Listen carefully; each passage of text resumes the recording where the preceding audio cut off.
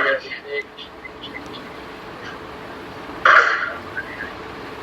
Krishna, Hare Krishna, Krishna.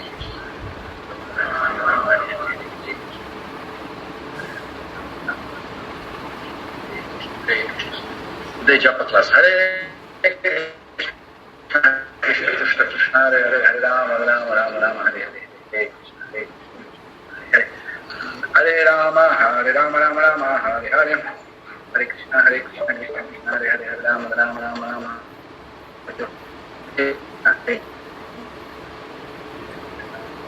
Krishna, Hare Krishna, Krishna Krishna, Hare Hare, Hare Rama, Rama Rama, Hare Hare, Hare Krishna, Hare Krishna, Krishna Krishna, Hare Hare, Hare Rama, Hare Rama, Rama Rama, Hare Hare, Hare Krishna.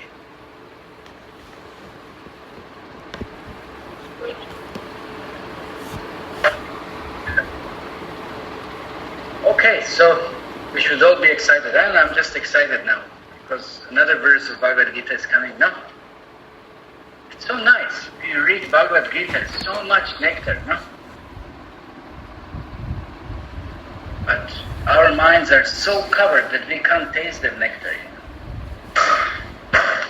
What are we tasting? So today, what's the time? A little bit. On time, okay. Today we are reading text 9 and the commentaries of the Acharyas from the text 8. What are we supposed to do? We should read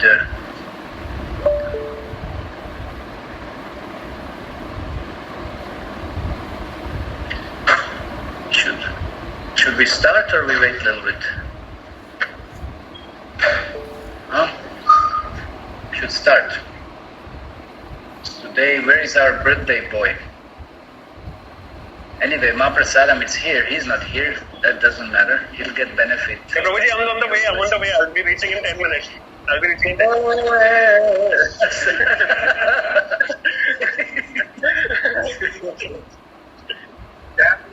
Yes.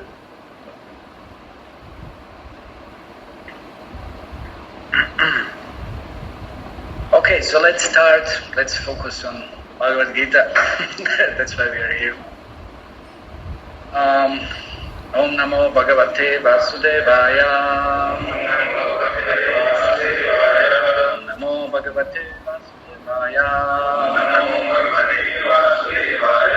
Om Namo Bhagavate Vasudevaya.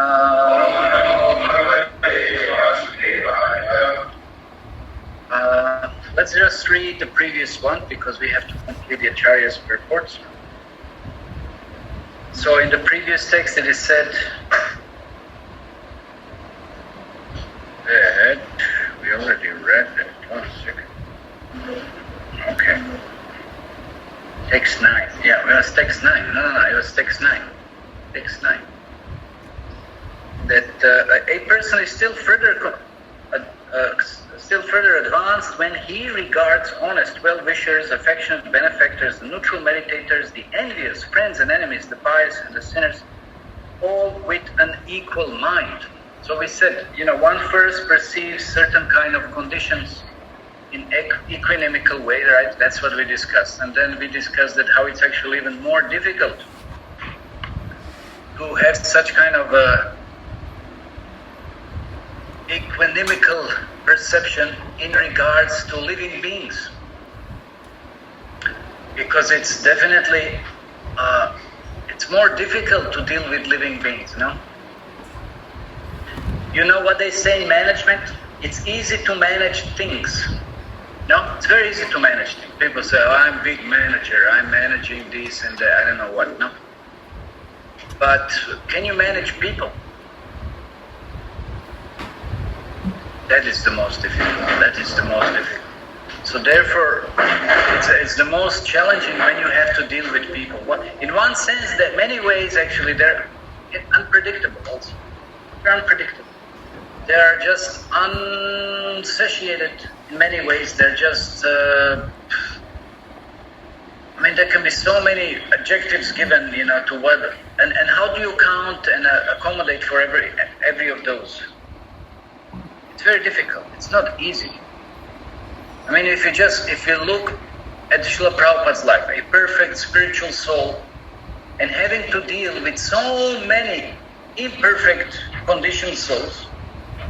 Jai ho, Mahaprasharam ki jai, thank you, Jai ho. Oh, there's more? Okay. I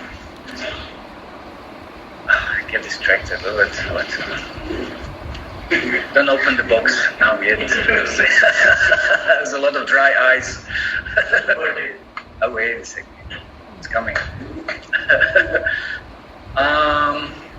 Hey, where's the other? Oh, it's here. Oh, now I have to focus again. So yes, dealing with people, that's the most challenging. So even then, like Srila Prabhupada, he was expert. I mean, really, Srila Prabhupada, if you study his life, you hear about his interactions, dealings, everything. It's just amazing. But not everybody, again, was able to reciprocate and respond, right, in a, so to say, expected manner spiritually. It's a variety, so you can't manage everybody and everything, because people just don't want to become managed. They just don't want. They don't want to fit or line themselves with whatever, or it's just inconceivable. Why it's inconceivable? See, that is very, very interesting. It's a very interesting understanding given in the Srimad Bhagavatam, when you know the qualities of the modes of material nature. Why there can't be any cooperation? It is said that in the beginning, but Brahma faced that problem, that modes of the material nature wouldn't cooperate with each other. And he was having difficulties assembling the creation, manifesting creation. Until you learn, until you come to the point that actually you understand that modes can't work together. They just don't work together. They're just competing with each other. It's just their nature in the material existence. And they will never cooperate. There's no cooperation on the material platform. Absolutely no cooperation. It's impossible. It's made that way. It's just, that's the nature of its existence. It doesn't work.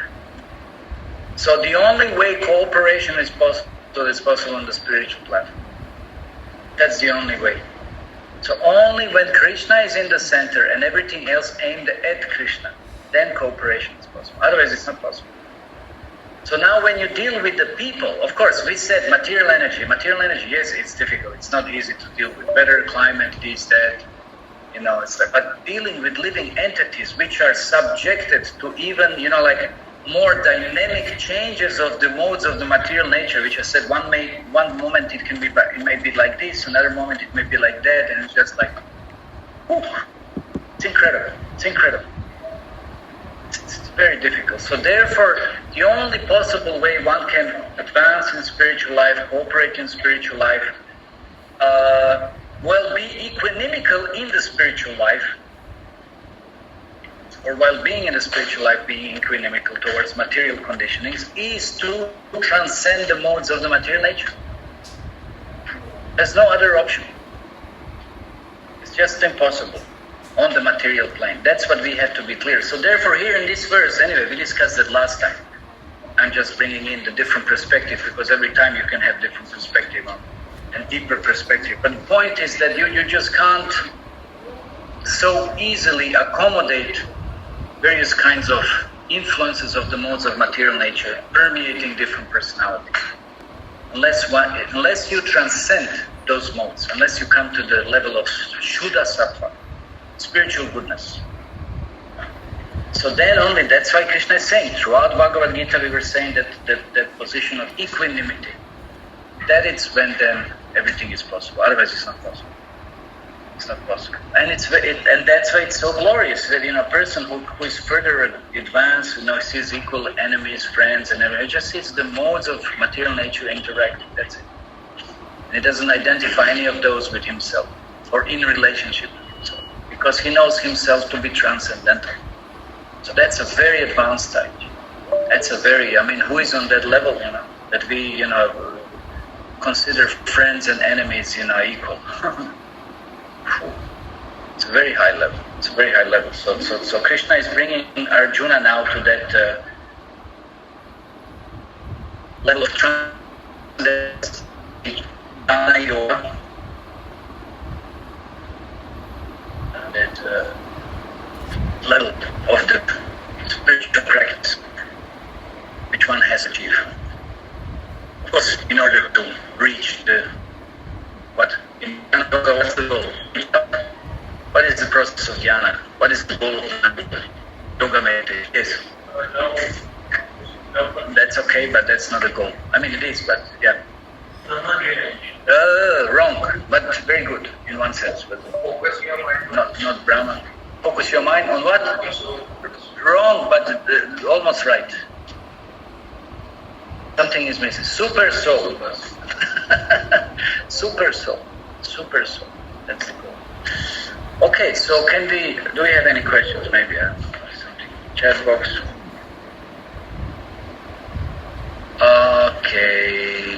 Okay, so we have here Pranil Parikshit. Pranil is not around, where is he? Okay, maybe somebody can do before, maybe he's on the way. Gaurav, Tapan, Apurva. Okay, let's start with something. Please. The Acharya said about this verse.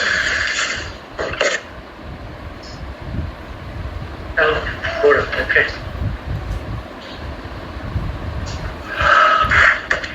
Group, can I add one comment? You told about people like. Yeah, tell them. No. Like you want to enlighten me also. Okay. So the definition of management is the art of getting work done through others. So like there are professionals in organization, they don't know anything, technicalities of the organization, but what they know is to get the work done by the others. And for that they are running in lakhs. They don't have like knowledge, like I was in articleship. They don't have like pure knowledge, but what they know is how to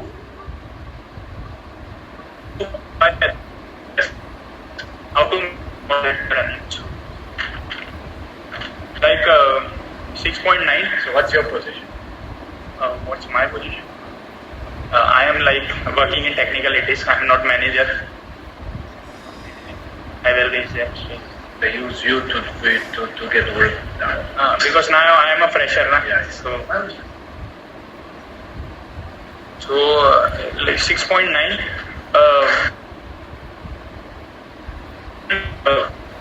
Just a glimpse. No, not seeing, bro. But two word. A person is considered further advanced when he doesn't differentiate between enemy and friend.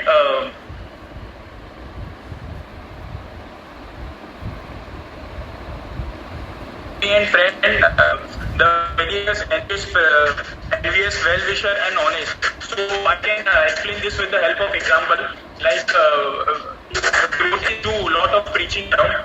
So they do preaching around. So like we don't distinguish with a person like whether he is a meat eater or not, or whether he consumes drug.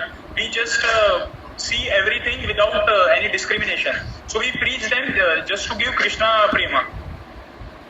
So we don't distinguish between whether enemy is my friend. So that is pursuit of devotee and Lord Krishna. So this is what it is said. He is considered further advanced. We are chanting Hare Krishna Maha Mantra, but a person is considered even further advanced when he will preach to his friend, even his enemy. So that is advanced stage. So this is also the commentary what it is said. And like now 6.10. 6.10. Yeah. So in 6.10. In 6.10, it is said that there are three types of realization. First is second is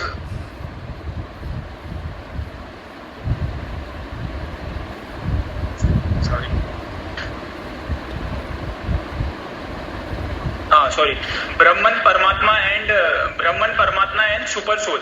So those who are meditating on the Himalayas, they are meditating only on the Brahman feature. There is a comparison for this analogy. Sun is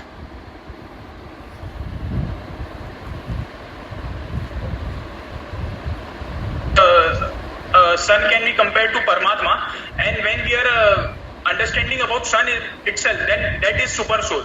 So when the yogis who are meditating on Himalayas, they are only meditating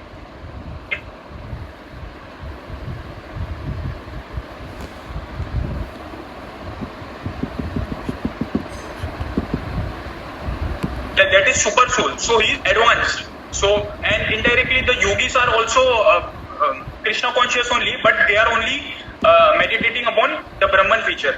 And and the person who wants to focus on any of these features, he need to sit on the secluded place, because we see even the devotees who working, and they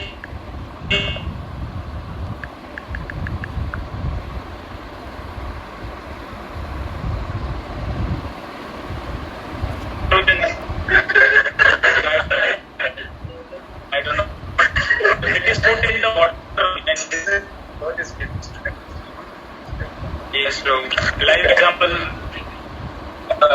So they get distracted by material things, and so the opposite sex. So they have to sit on the secluded place. And we should not forget about Krishna for any moment. We should meditate upon him for every moment. So if what makes anyone forget even for a moment, and that comes at that time, then what's the use of the whole birth of taking human life? We will have to take birth again. So don't forget for any moment. So I am also. And you should not be possessive for anything. So possessive that you don't have right on anything. It is like that. So that will not create any attachment, and you should accept everything in relation to Krishna. So even I get chance to speak about anything. So if it will help me to praise Lord Krishna, then I should go for it. Otherwise I should not go. And as the Krishna conscious devotee is meditating upon the super soul itself, that is sun itself, not its surface, not its rays. So therefore, Krishna conscious perfect person is called a perfect yogi. Thank you. Hare Krishna.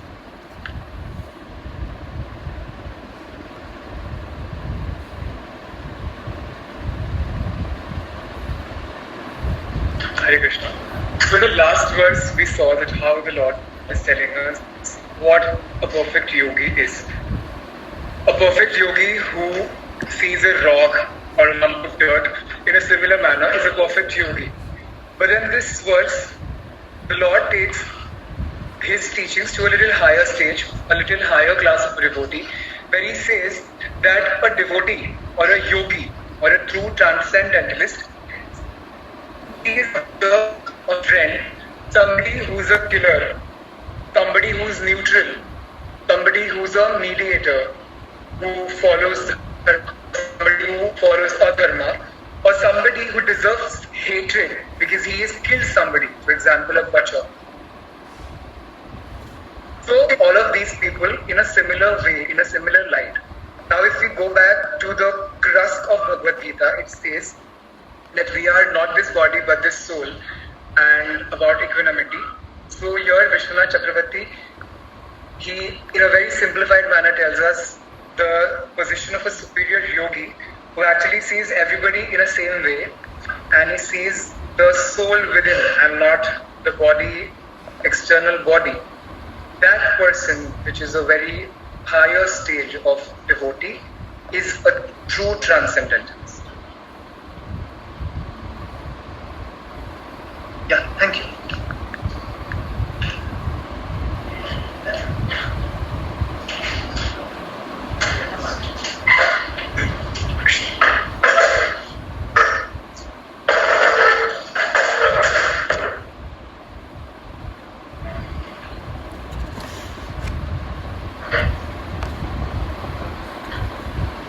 Keshav Kasmi.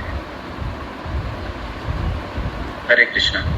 So, in this verse of Srimad Bhagavad Gita 6.9, Sri Keshav Kasmiri is stating that a person who regards every kinds of people, the well-wishers who wants to benefit him, and the envious people who wants to harm him, enemies and friends.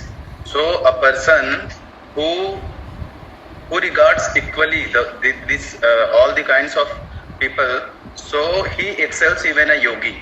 So how we can develop this kinds of quality? So if we sincerely follow the process of devotional service, then only we will be able to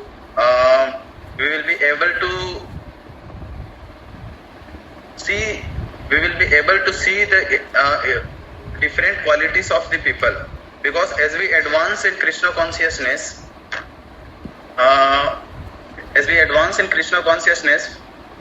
we realize that the more contamination and more defects are in our heart only. So by the advancement we can see that everyone is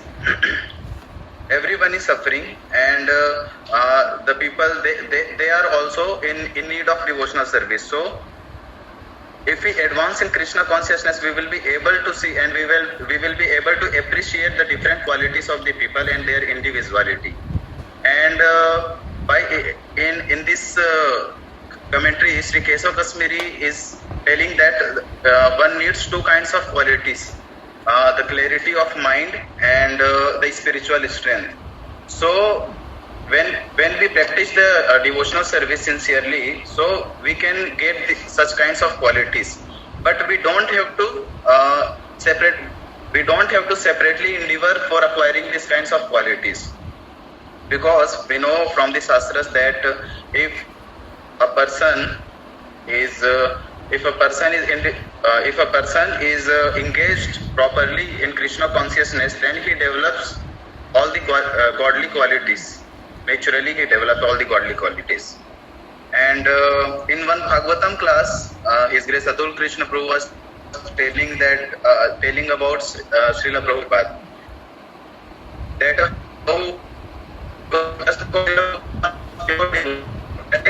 he organized a program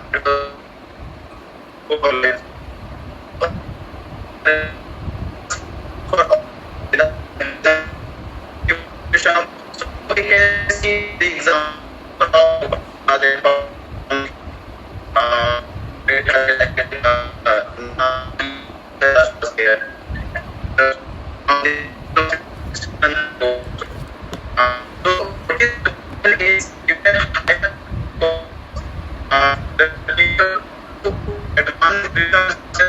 they are not only to every entity, but they are as a servant of every living entity. So even a person will harm them, then also they will try to benefit them. Just in the example of Nityananda Prabhu, we can see that after suffering the beating from the Jagai and Madhai, the most kinds of abominable people. So even after suffering the beating also, he wants to benefit them. He wants to give them even the most valuable thing, which is Krishna Prem. So the devotee's position is above everyone, because he sees everyone as a master, and he sees themselves as a servant. Hare Krishna. Okay, what are the points? Two main points. Clarity of mind and spiritual strength.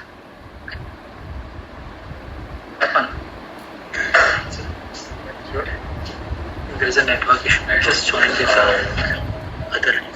Okay, remove this. Put it on the table.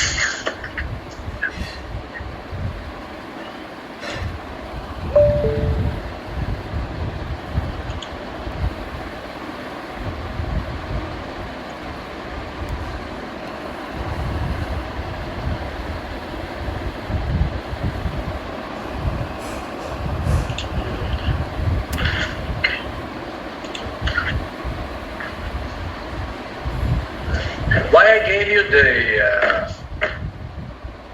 ice cubes? Did anyone felt anything? What? It's hot. It's paining. It's paining. But how come? It should be the other way around than the fire. Ice should have opposite quality. But is it? Is that the case? No.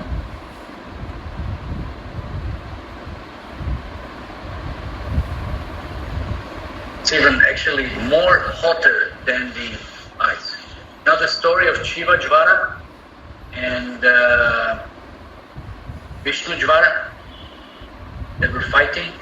Anybody knows the story of Shiva Jvara and Vishnu Jvara?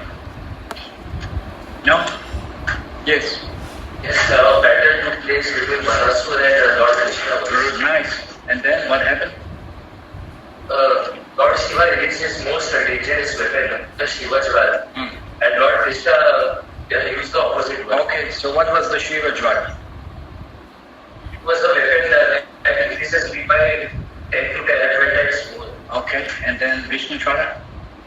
It was supposed to cool, and it eventually overcame the Shiva Jvara. So ice is more powerful, coal is more powerful than Vishnu.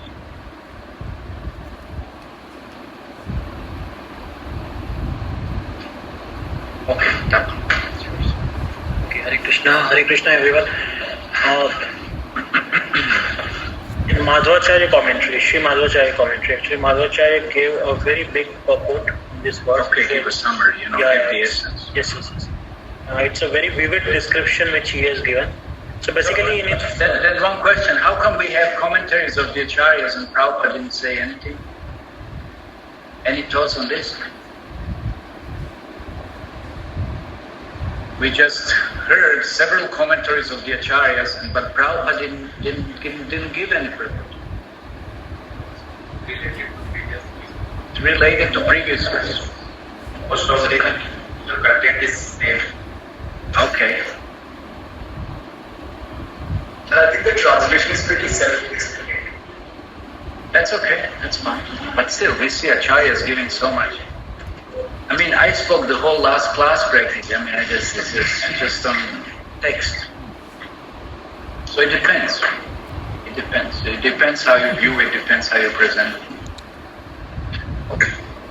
So basically Madhvacharya starts saying that someone who is in knowledge, actually he sees a super soul in everyone. So there is a ultimate consciousness, Madhvacharya explains he.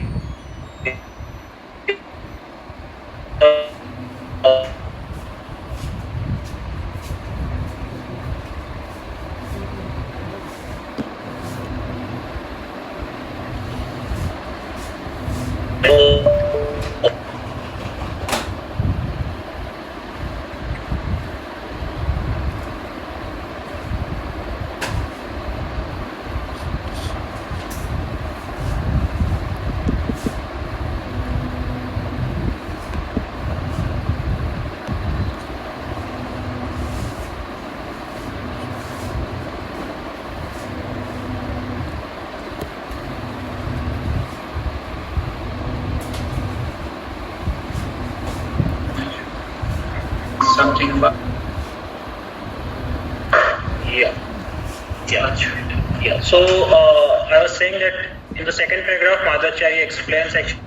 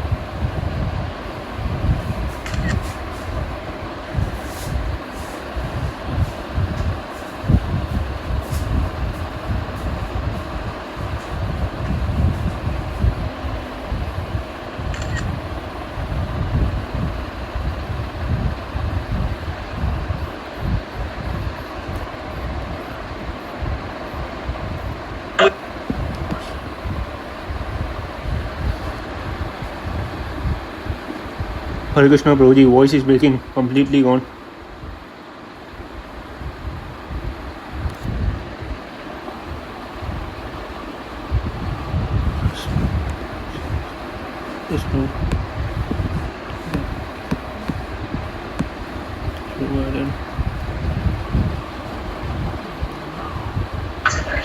Okay, who's next? Anybody?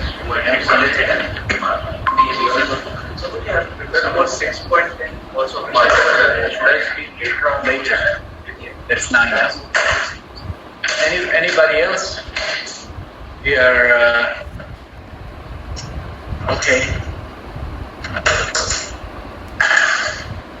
Nobody else here who was supposed to speak? Anybody online who was supposed to speak? Okay. Well.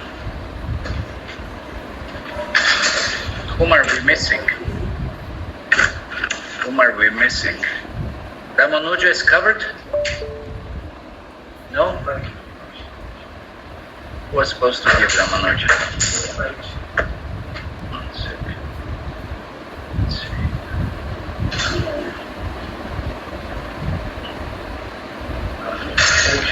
Yogis here refer to Uttam Adhikari? Not necessary. Uttam Adhikari is far above the yoga process. Far above the yoga. It's a matter of consciousness. Some skillful achievement. So you play more of a skillful achievement rather than the consciousness. Not necessary. Of course, it could be consciousness, but it's necessary. So, why are you hiding, Baba? You have Ramanuja here. So now what to do? Okay, they don't appear on the screen. Wait. Now what?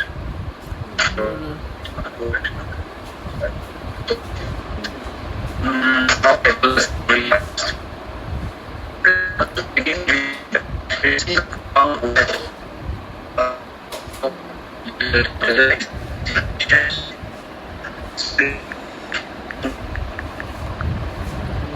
Regards to people who follow the scriptures, who therefore to acquire this excellent result. Is that all? Okay, so he's just giving definitions. There's not much of the philosophical conclusion. Okay, so any points or questions in regards to text 9? Then we move on text 10. We can complete text 10 today also. No? Nothing? No questions? No? Everything is clear? Okay. So we are reading text 10. Yogi yunjita satatam atmanam rahasi stitaha ekaki yat rachita nirashi aprigraha. A transcendentalist should always engage his body, mind, self in relationship with the Supreme. Should live alone in a secluded place and should always control his mind. He should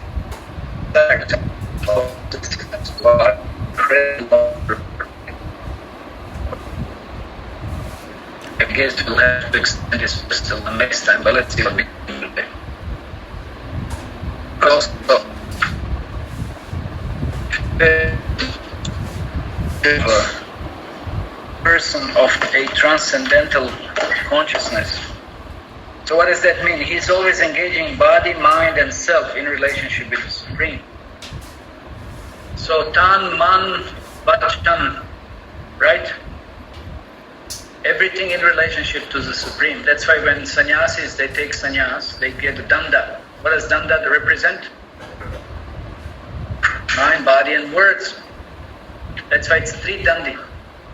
And then there is a little small part that it's added that represents that. So all of those should be in connection with the Supreme. It's like many times we may say, oh, I'm very spiritual because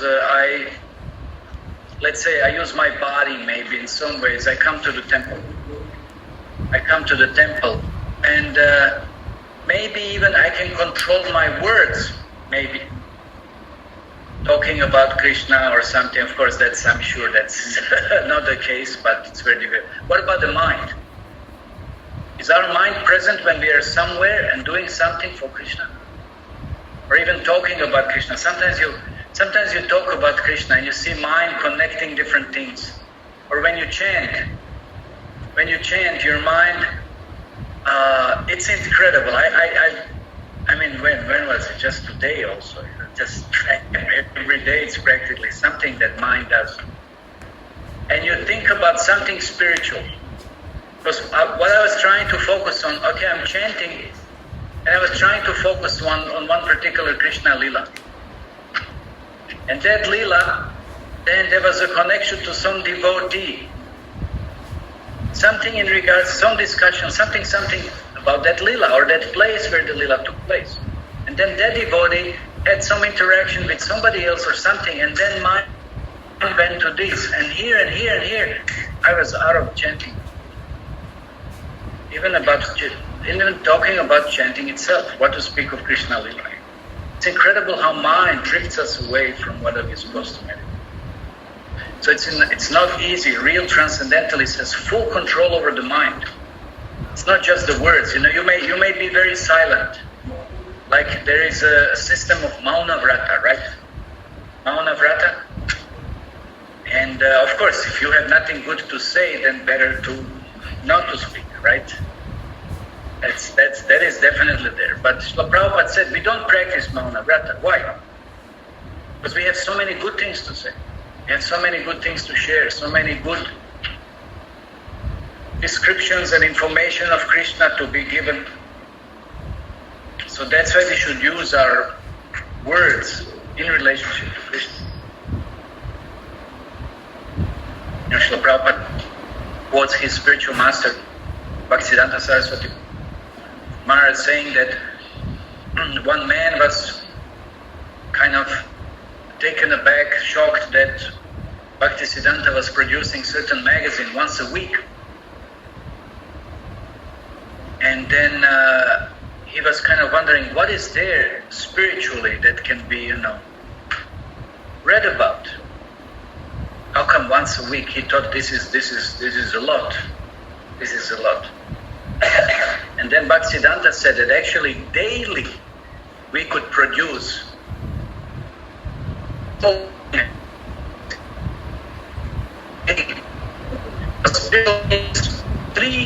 three quarters of the sum total creation. And material is 1/4 of the sum total creation. So if materialists come up with so many daily newspapers, what about spirituality? How much more do we have to talk about? Now, we think, what is spiritual life? Now I already heard about that. And then we just dwell on literature which is meant as for is the analogy, the concept. It's a build for crows. You see where it goes like together. What is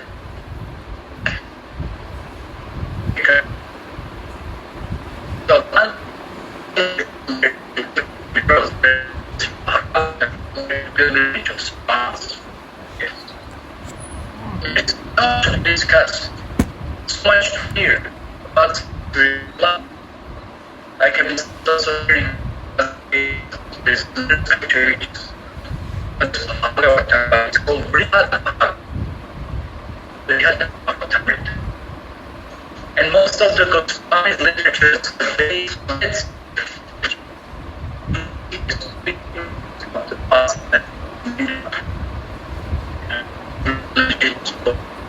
presidents in Vrindavan in relationship to Krishna. So how much more we don't even know. But why more it's not given to us? Actually, there is one grant. If you didn't know that, maybe visit in Vrindavan. There is one Granth Samhadi. Granth Samhadi. There are many literatures of the Goswamis that are buried into that. They're put in Samadhi kind of. They're worshipped as a Samadhi. There are many literatures that are not given to us because Goswamis consider that we wouldn't be able to relate to them. They're so confidential, they're so intimate. So they bury them under, and then they're kept there like that. Therefore, it's samadhi is built on top, and it's kept protected like this. Grand Samadhi literature. So there are so many literatures, but we didn't even. I mean, hey, you look at yourselves. Did you read Bhagavad Gita? Did you study Bhagavad Gita? Did you understand Bhagavad Gita? What to speak of Bhagavatam, Chaitanya Charitamrita, which we discussed yesterday, and so on. So then what more do we want? We still didn't realize. We don't understand. It's not about quantity, it's about the quality. It's about the depth of realization. It's about depth of consciousness. That then with that one perceives things in much, much wider and deeper way. It's a matter of consciousness. So therefore this vachan, that speech, the words, the yogi, transcendentalist, he has that under control. He's not going to talk about just how many times our tongue is pushing us. Oh, I have to, it's like you have an itch. Oh, I have to say something. That's especially when you chant, the thought comes, oh, I have to say this, something happens, something this, something that, I have to share this. The transcendentalist will not do that. He'll just shun this away. Focus on Krishna. And many times he just wants to say, maybe it might be interesting, maybe it might be amusing, maybe it might be, whatever it might be, but it's distracting and causes us to inattentively chant. So words under control. Body. What does it mean, body under control? All the senses under control. If there is nothing in relationship to Krishna, then transcendentalists won't consider any of this. Because he knows that, what is the verse from Bhagavad Gita we discussed? Now trying to remind you of the 5th chapter of Bhagavad Gita. What is the 5:22 verse saying? Can anyone recollect? Now think a little bit. 5:22, very important.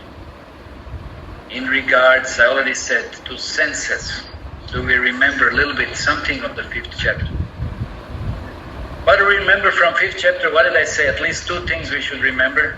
One person only. One person's. Huh? I said at least 2 analogies you should remember. See how we struggle. Amazing. Yes. You said your mind is like a pond. Mind is like a pond. No, that's a 6th chapter. It has nothing to do with the 5th chapter. No? Anyway, okay, we won't get diverted now. Let's see how that's fine. Okay, Boga Ishwarya Prasaktanam, Pahita Chetasam, Vyavasayatmika Buddhi Ekiha. Now, Boga Ishwarya Prasaktanam. Boga Ishwarya Prasaktanam.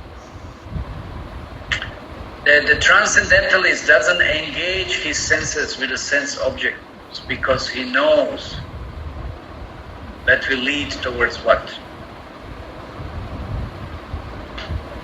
Suffering. Incredible suffering. So that's how transcendentalist controls his senses. Incredible suffering. You can read here. One second. Okay, so it's like this. An intelligent person does not take part in the sources of miseries which are due to contact with the material senses of son of Kunti. Such pleasures have beginning and end, and so the wise man does not delight in them. Dukkha yona eva teyadyam takunti anateshram. Okay. Yehi sansparsham. Dukkha yona eva.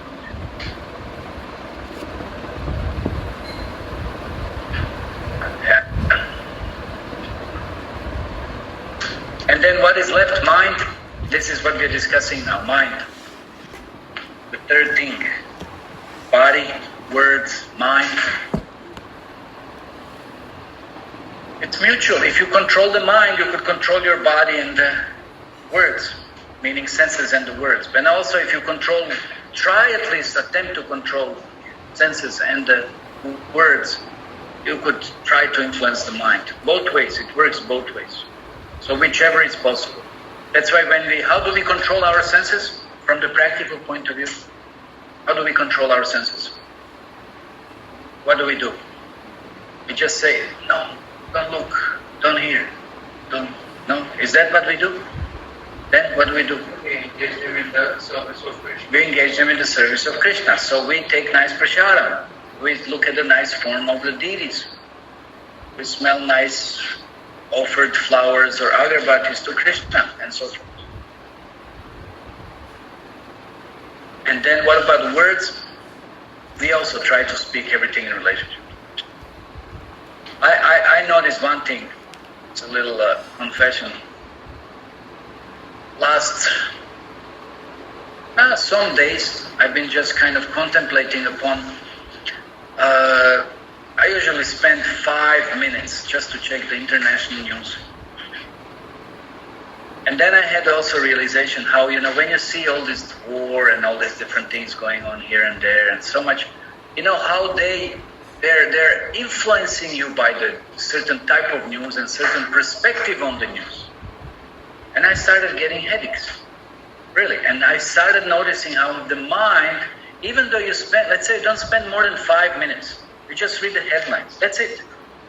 But it's sufficient for the mind to just create an impression and starts contemplating it sometimes throughout the day. And now I reduce that. I'm not checking the news, because although sometimes it's important is to know certain information, whatever it is, but it's just so distracting, it's just so burdensome. And what to speak, I used to spend 5 minutes, but even that itself, it's just nonsense. It's really nonsense. So really, unless I've been so sometimes the mind says, just check it out, just see, like it's, and I'm fighting with it. I said, no, I don't want. I'm fighting with it. How many times you're checking on your internet what's going on? How much time do you spend on your mobile on so many unnecessary advertisements, video clips, or news, or whatever it keeps on flashing and popping and being presented? How much time can you calculate a little bit? Can you try to ascertain like how much time you spend on whatever your mobile friend is presenting in front of you, that it's not Krishna conscious? So it's very difficult. Unless you voluntarily decide that no, I'm not going to get involved. I don't require that, and it's actually very harmful for me. So that's a struggle that mind has, but you have to also willingly try to influence your mind. You have to try to do something. So that's what anyone who wants to call himself a transcendentalist, that's what a transcendentalist should do. So body, words, and the mind, put it under control. But you have to have, of course, you have to have a very, very strong, at least to some extent, realization that when you are depriving yourself, we're depriving, but you're not depriving. I'm just emphasizing. You're not depriving yourself of anything. You might be thinking I'm depriving myself from some material pro-like pilgrim sites. No, you're not depriving yourself. Why don't you dwell on Srimad Bhagavatam? Why don't you read Bhagavad Gita? Why don't you hear the news from Srimad Bhagavatam? Why don't you hear something from Chaitanya Charitamrita? But our mind doesn't want it. Why? Because it's not trained. Because it's infused by the lower modes of material nature and wants some instant garbage. That's it. That's how you can understand what is your mind. Whatever you're attracted to, that's your mind. So we can't pose as a big this and that if you're attracted to something that it's whatever. It's very clear. It's very clear. So therefore, by such kind of discussions, I know it's not, I'm really, it's nice. You're coming, almost so many times, to temple and for programs, and it's incredible. That reveals some taste. That's good. That's good, but it has to be cultivated, because even then our mind will trick us and divert us to so much, as I said, of that kind of very low, despicable taste. And we will think, yes, it's nice. It's not nice at all. It's not nice. It's not nice. It leads us towards what? Towards animal existence. Ado gajanti tamasaha. Ado gajanti. If we associate with the lower modes, Raja and Tamas, then that's what kind of body and existence we're gonna achieve. So we have to be conscious. So how to be conscious? That's therefore always better in association. In a proper association. That's how we're gonna be affected. So yes, so here, again, gauge his body, mind, and the self in relationship with the Supreme. He should live alone in a secluded place and should carefully control his mind. Now, living in a secluded place, it's not going to work for us. Why? Because our mind is already filled with so many impressions. So even you go to a secluded place, your mind won't be peaceful. So better to go to a place which is filled with devotional activities and start creating and impressing so many devotional impressions into the mind, as an opposition of so many previous impressions that mind gets. That's the solution. There's no other solution than that. So secluded place, yes, that's for the yoga system, but we don't practice such kind of yoga nowadays. And anyway, you won't find a secluded place. There's nothing like secluded, peaceful place nowadays anywhere practically. I doubt, really, really doubtful. So better to be in good association, positive association of devotees. And he should be free from desires and feelings of possessiveness. Free from desires, that's impossible. But having desires in relationship to Krishna. Because just imagine if you always hanker after something, I want this, I want that, I want this, I want that. Where is the question of peace? And possessiveness, that's also in relationship to the desires. What means desires? I want something. So that means I'm possessing something. Or I want to possess something that I can control. And if I control, that means I can enjoy. And that will make me happy. Complete material conception. Whereas this transcendentalist, the spiritual person, he won't say, this belongs to me. He won't consider that. Of course, he may consider something is given to me to be used in Krishna's service. That's a different consciousness. But he will never consider this belongs to me. This is mine, me and mine. These are the main causes of material bondage. These are the main causes of material bondage. Okay, any questions on this? Because our time is running. And the purport is, and of course commentaries with, yes. Can this mean secluding ourselves from the modes of tamas in the current? Secluding ourselves from modes of tamas and rajas, how? Stay from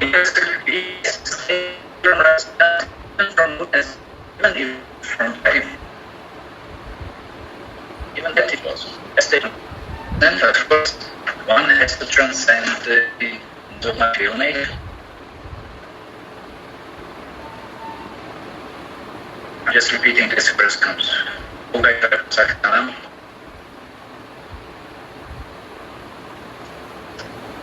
No.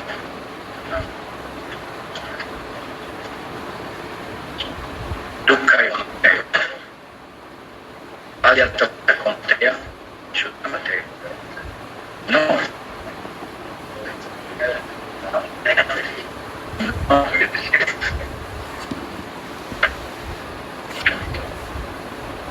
Yeah, he's pansas for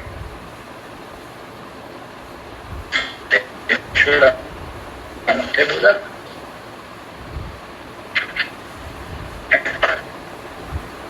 Be powerful. Remember, we lost connection.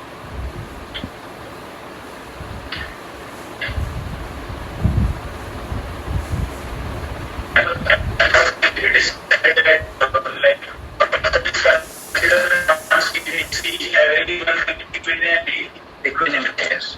So, like, even the friends and like someone who is against Krishna, like he's saying something bad about Krishna. Okay. So there are communities that can be but so how can we create compassion from here? Okay, wait.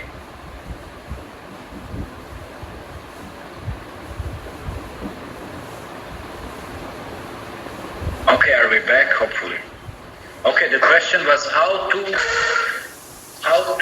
retain equanimity or have the equanimity towards those who are inimical towards Krishna, right? Or saying against spiritual life devotees or something. Well, that's why we have different levels. Those who are on Madhyam platform, they will never tolerate. Anishtas especially.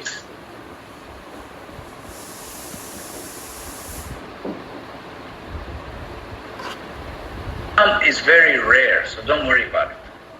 You don't have to worry about it. As soon as there is some inimical disposition, then devotees will immediately react.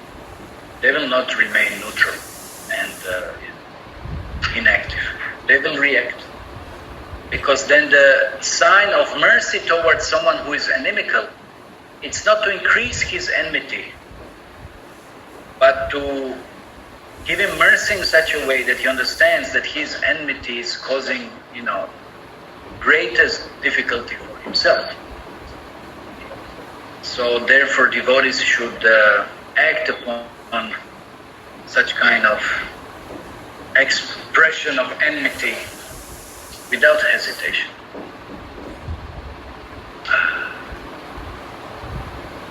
Okay. So like said before,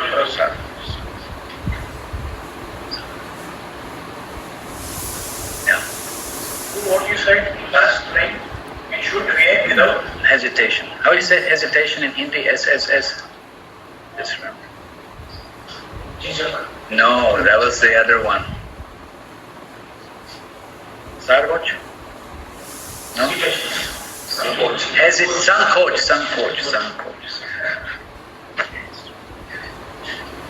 Okay, fine. So now we have a party, right? Now we have a party. It's already time, because otherwise, So thank you all very much. La Prabhupada ki jai, Srimad Bhagavad Gita ki jai, Srimanande, Hari Hari Bol.